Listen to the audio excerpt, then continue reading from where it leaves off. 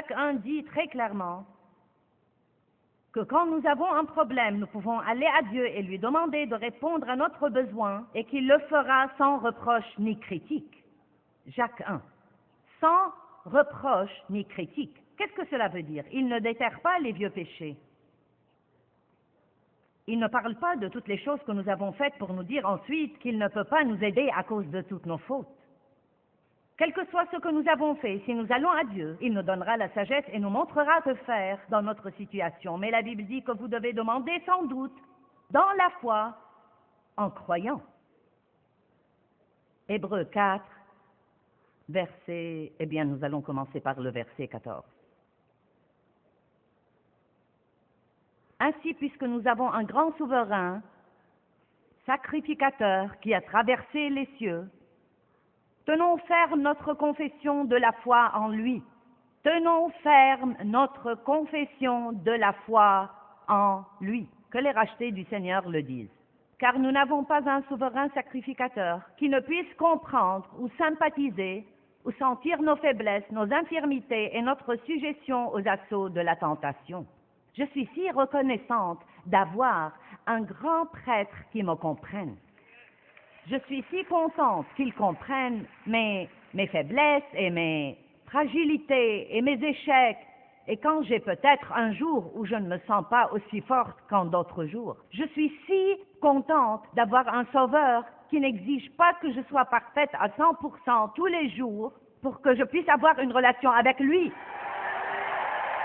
Et j'en ai vraiment assez d'avoir des gens dans ma vie qui veulent cette perfection. Non, mais ma famille n'est pas comme ça, mais je rencontre parfois des gens qui, vous savez, veulent faire ma connaissance, mais ne veulent pas que je sois une personne. Vous faites tous face à ça, n'est-ce pas? Des gens qui disent qu'ils veulent avoir une relation intime avec vous, ils veulent être proches de vous, et dès qu'ils apprennent un peu trop, vous devenez tout à coup leur nouvelle cible de commérage. Je crois que nous avons eu tellement de ça que c'est absolument incroyable. C'est la raison principale pour laquelle les gens deviennent de plus en plus isolés et ne veulent même pas se rapprocher des autres parce qu'ils en ont vraiment assez de tout ce drame et ces absurdités. Je sais qu'il y a des personnes ici aujourd'hui qui en ont assez d'entendre ce que vous n'êtes pas et ce que vous devriez être et que vous n'êtes pas et ce que vous avez fait et que vous n'auriez pas dû faire. Et vous êtes comme... Diable, tais-toi! Mais vous savez quoi? Il ne va jamais arrêter d'avoir un effet sur toute personne qui ne sait pas qui elle est en Christ. Vous devez savoir que Dieu vous aime. Il ne vous aime pas parce que vous faites tout comme il faut. Il vous aime parce que vous voulez faire ce qu'il faut.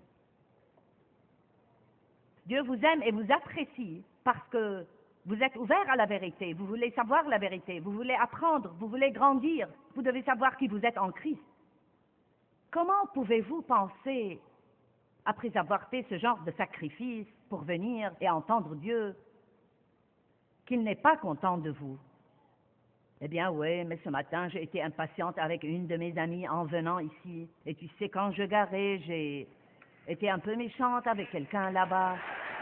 Tu sais, ensuite, j'ai été plutôt frustrée dehors, aux tables du matériel spirituel. Et une dame m'a poussée et j'ai voulu la renverser. Non, mais après tout,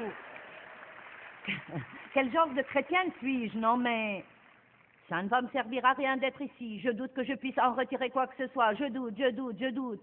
C'est dans ces moments-là que vous devez chercher le bouclier de la foi et dire, minute, je crois que Dieu est content de moi et qu'il comprend mes faiblesses et mes infirmités parce qu'il a été tenté en toutes choses comme moi, mais sans commettre de péché. J'ai vu dans ma vie parce que je ne suis pas parfait.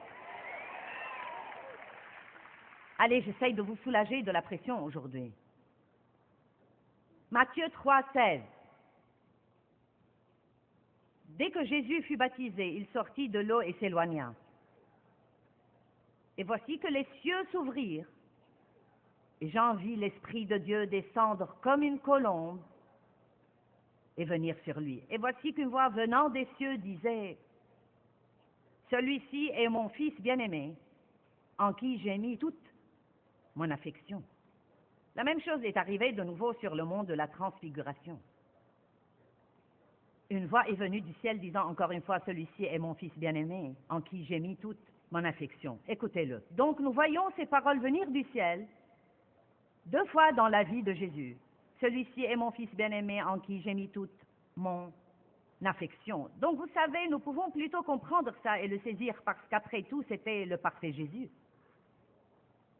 Mais je peux vous dire que si lui avait besoin d'entendre ça, si lui avait besoin d'entendre ça pour la confiance et l'affirmation, combien plus avons-nous besoin d'entendre ça pour la confiance et l'affirmation? Et si Jésus, en fait, avait dit « Oh non, non, non. Allez, je vous défie de vous regarder dans le miroir tous les matins et de dire « Dieu vit dans cette tenue vestimentaire.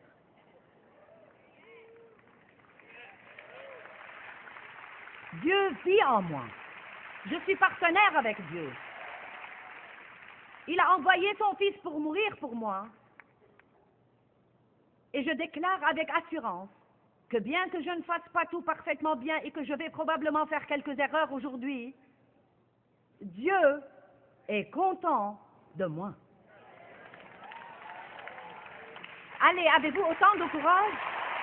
Avez-vous autant de courage? Pouvez-vous faire ça? Et je sais en ce moment que certains ont déjà envie de rentrer sous terre. Ils se disaient bien. Vous ne sentez pas cet écrasement? C'est le diable qui essaye d'écraser votre esprit, vous savez.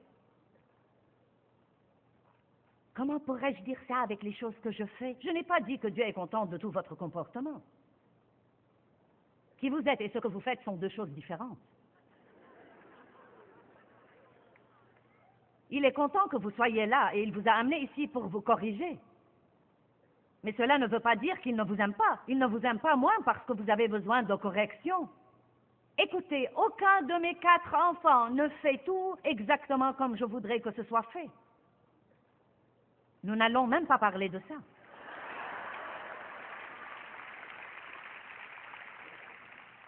Mais croyez-moi, non seulement j'aime mes enfants, je suis amoureuse de mes enfants. Non, mais j'aime mes enfants, j'aime passer du temps avec mes enfants. Ils sont tous différents, ils sont tous uniques, et j'aime vraiment chacun de mes enfants. Je les aime. Et tout le monde ferait mieux de ne pas essayer de me dire ce qui ne va pas chez mes enfants, parce que l'éducation de mes enfants me regarde et ne regarde personne d'autre. Et c'est exactement ce que ressent Dieu quand le diable vient et essaye de jeter un tas de condamnations sur vous. Et vous devez commencer à dire, diable, au cas où tu n'as pas remarqué, ça ne te regarde pas.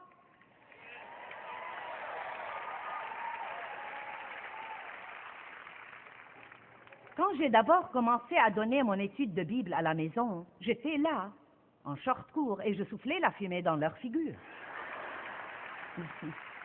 Vous pouvez voir le tableau?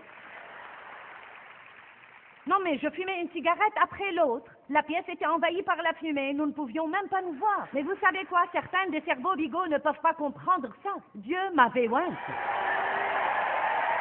Et il ne m'a pas ointe parce que je fumais. Il ne m'a pas ointe parce que je n'étais pas habillée correctement. Il m'a ointe parce qu'il savait que je l'aimais et il savait que j'étais ignorante. Et il m'a donné la grâce dans mon ignorance et il savait que je le laisserais marcher avec moi et me changer avec le temps. Allez! Vous pouvez entendre de Dieu et être mené par l'Esprit, mais vous ne devez pas avoir peur de faire des erreurs. Voyez, si vous faites une erreur, ce n'est pas la fin du monde. Dites, eh bien, j'ai fait une erreur. Dieu n'a pas arrêté de m'aimer. Dieu connaît toutes les erreurs que nous avons jamais faites, et il connaît toutes les erreurs que nous ferons à l'avenir, et pourtant il choisit toujours de nous aimer et de travailler par nous. N'ayez pas peur de vous approcher de lui avec assurance et confiance. Dieu vous aime et il récompense ceux qui le cherchent diligemment. N'abandonnez jamais